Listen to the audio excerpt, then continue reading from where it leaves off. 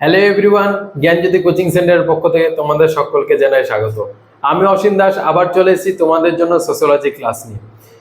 তোমরা যারা আমাদের ভিডিওটা আজকে প্রথমবার দেখছো তাদেরকে বলছি অতি অবশ্যই আমাদের চ্যানেলটাকে সাবস্ক্রাইব করে দেবে এবং বেল আইকনটা প্রেস করে রাখবে, তাহলে তোমরা নোটিফিকেশন পাবে আমরা যখন তোমাদের এডুকেশনাল ভিডিওগুলো দেবো। ঠিক আছে?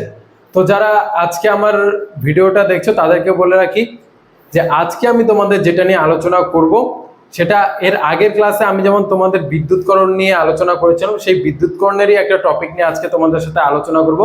সেটা হচ্ছে কি যে গ্রামীণ এলাকায় বিদ্যুৎকরণের ক্ষেত্রে কি কি বাধার সম্মুখীন হতে হয়। ঠিক আছে, গ্রামীণ এলাকায় বিদ্যুৎকরণের ক্ষেত্রে কি কি বাধার সম্মুখীন হতে হয়।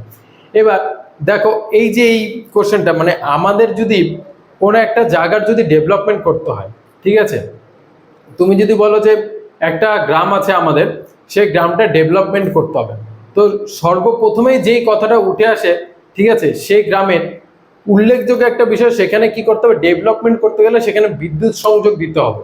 ঠিক আছে, প্রথমেই সেখানে কি দিতে হবে, বিদ্যুৎ সংযোগ দিতে হবে, কারণ বিদ্যুৎ সংযোগ ছাড়া কিন্তু সেখানে আলো জ্বলবে না, পথবাতি জ্বলবে না। অন্ধকারের মধ্যে কি আর ডেভেলপমেন্ট হয়? ডেভেলপমেন্ট মানে কি সেখানে আলো, নতুন একটা আলোর ছটা আসবে, নতুন আলোতে আলোকিত হবে। ঠিক আছে, সেটাই হচ্ছে ডেভেলপমেন্ট।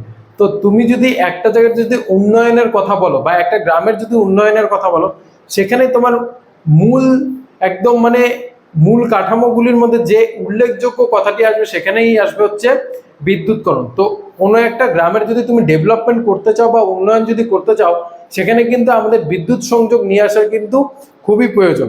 ঠিক আছে, তো এই যে বিদ্যুৎ সংযোগটা আজকের থেকে অনেক বছর আগে, কিন্তু 30-35 বছর আগে কিন্তু সেরকম ভাবে বিভিন্ন গ্রামে কিন্তু বিদ্যুৎ সংযোগ ছিল না।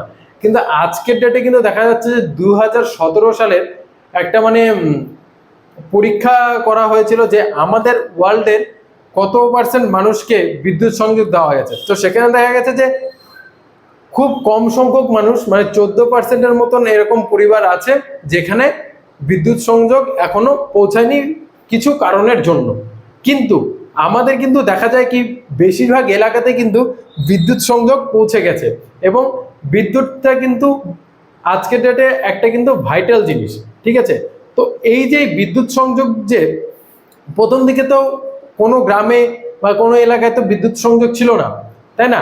তো সেই সময় এই যে বিদ্যুৎ সংযোগটা দেওয়ার জন্য সেখানে কিন্তু অনেক প্রবলেম ফেস করতে হয়েছিল আমাদের গভর্নমেন্টকে। কিন্তু বিদ্যুৎ সংযোগটা কিন্তু এরকম না যে আজকে বললো আর কালকে করে দিয়েছিল। ঠিক আছে, অনেক রকম প্রবলেম কিন্তু ফেস করতে হয়েছিল। যেরকম তোমরা দেখবে তোমাদের বাড়িতে যদি কারোর ওয়াইফাই কানেকশন থাকে, দেখবে তুমি যখন প্রথমবার ওয়াইফাই কানেকশনটা নিতে গিয়েছিলে, ঠিক আছে, তখন কিন্তু তোমাকে একটা কথা জিজ্ঞাসা করেছিল যে আপনার আশেপাশে কি কারো ওয়াইফাই কানেকশনটা আছে, সেম কোম্পানির ওয়াইফাই কানেকশনটা কি আশেপাশে আপনার বাড়ির পাশে কারোর আছে। তার কারণটা কি, যদি তোমার বাড়ির পাশে যদি কারোর যদি এই ওয়াইফাই কানেকশনটা থাকে, তাহলে কি হবে, তাহলে খুব কম খরচায় কিন্তু সেখান থেকে কিন্তু তারের কানেকশনটা নিয়ে এসে তোমার বাড়িতে কিন্তু ওয়াইফাই কানেকশনটা করা যাবে। আর যদি না থাকে তাহলে কিন্তু মেন জায়গা থেকে যেখানে ওয়াইফাই কানেকশনটা আছে সেখান থেকে কিন্তু অনেকটা দূর কিন্তু তার টেনে নিয়ে এসে তোমার বাড়িতে ওয়াইফাই কানেকশনটা দিতে হবে, তখন কিন্তু সেটা কিন্তু ব্যয় সাপেক্ষ হয়ে যায়। ঠিক আছে, তো এই বিদ্যুৎ সংযোগটাও কিন্তু এরকমই একটা সমস্যার মধ্যে দিয়ে আজকের ডেটে সেটা সমাধান হয়েছে। কেমন, ধরো কোনো একটা গ্রামে, যে গ্রামটাতে ধরো বিদ্যুৎ সংযোগ ছিল না, সেই গ্রামে কি হয়েছিল, বিদ্যুৎটা দিতে হবে। এবার বিদ্যুৎটা দেওয়ার জন্য কিন্তু একটা মানে একটা তো খরচা আছে, যে তারটা যে নিয়ে যাবে সেই তারটা নিয়ে যাওয়ার তো একটা খরচা আছে। তো যখন দেখলো গভর্নমেন্ট যে এখান থেকে হচ্ছে সেই গ্রামটাতে একটা তারের সংযোগ করতে হবে বা বিদ্যুৎ সংযোগ দিতে হবে, তখন দেখা যাচ্ছে সেই গ্রামটা অনেকটা ভেতরের দিকে হওয়ায় কি হচ্ছে যে অনেক কস্টিংটা কি হচ্ছে, অনেক বেশি হচ্ছে। তারপরে একটা গ্রামের মধ্যে তারটাকে নিয়ে যাওয়ার পরে, বিদ্যুৎ সংযোগটা নিয়ে যাওয়ার পরে দেখা যাচ্ছে যেই কস্টিংটা গভর্নমেন্টের পড়লো সেই বিদ্যুৎ সংযোগটা গ্রামে নিয়ে যেতে, সেই অনুযায়ী কিন্তু সেই গ্রামে কিন্তু অতজন লোকের কিন্তু বসবাসই নেই। ঠিক আছে, বা অতগুলো পরিবারে কিন্তু বসবাস নেই। তারপরে শুধু তো বিদ্যুৎ সংযোগ দিলে হবে না, তারটা দিলে হবে না, একটা ট্রান্সমিটারের দরকার আছে বা ট্রান্সফরমারের দরকার আছে। সেই যে ট্রান্সফরমারটা সেটা কিন্তু খুব দামি একটা জিনিস। তো দেখা যাচ্ছে সেই ব্যয় সাপেক্ষ জিনিসটাকে সেই গ্রামে বসানোর পরে কিন্তু মানে সেখানে সেই হিসাবে কিন্তু পরিবারগুলো নেই। ঠিক আছে, এটা কিন্তু আমাদের বিদ্যুৎ সংযোগ দেওয়ার সময় বা বিদ্যুতীকরণের সময় কিন্তু গভর্নমেন্ট কিন্তু এই বাধার সম্মুখীন হয়েছিল, বা বিদ্যুৎকরণের কিন্তু এটা কিন্তু একটা উল্লেখযোগ্য বাধা ছিল। ঠিক আছে, তারপরে আরো কি ছিল, তারপরে আরো ছিল হচ্ছে বিভিন্ন সময় হচ্ছে বিভিন্ন প্রকল্প দেওয়া হয়েছিল এবং সেই প্রকল্পে বিভিন্ন অর্থ বরাদ্দ করা হয়েছিল, কিন্তু বিভিন্ন সময় কি দেখা গেছে যে একটা প্রকল্পে যেই পরিমাণ টাকাটাকে বরাদ্দ করা হয়েছিল কিন্তু সেই পরিমাণ টাকা কিন্তু একটা গ্রামের উন্নয়নের জন্য যে বিদ্যুৎ সংযোগ করা হচ্ছে বা বিভিন্ন গ্রামগুলোর যখন করা হচ্ছে তখন দেখা যাচ্ছে সেই প্রকল্পের যে বরাদ্দ টাকা সেটা কিন্তু কম হয়ে যাচ্ছিল, এটাও একটা বাধা ছিল। তারপরে কি ছিল, তারপরে বিভিন্ন রকমের দুর্নীতি ছিল।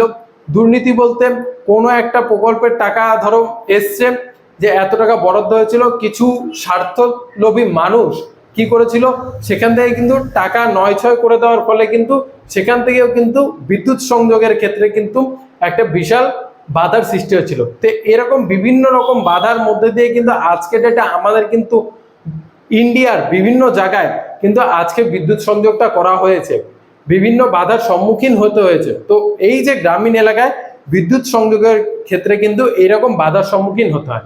ঠিক আছে, বোঝা গেছে? তো এইভাবেই কিন্তু আমাদের ভারতের বিভিন্ন জায়গায় কিন্তু বিদ্যুৎ সংযোগ পৌঁছে গেল কিন্তু বিভিন্ন বাধার মধ্যে দিয়ে। তো এই ছিল তোমাদের পড়াটা।